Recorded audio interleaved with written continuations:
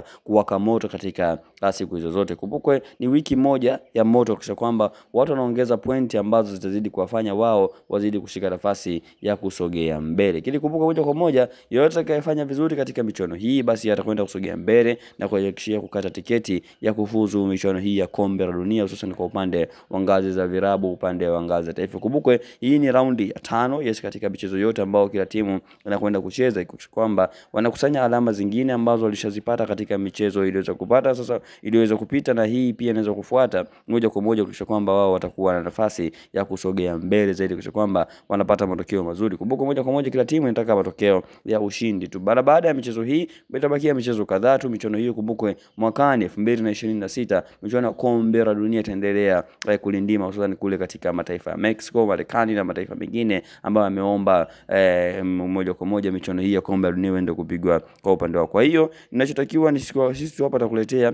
taarifa zote ambazo zinahusu hususan michezo hii ya World Cup.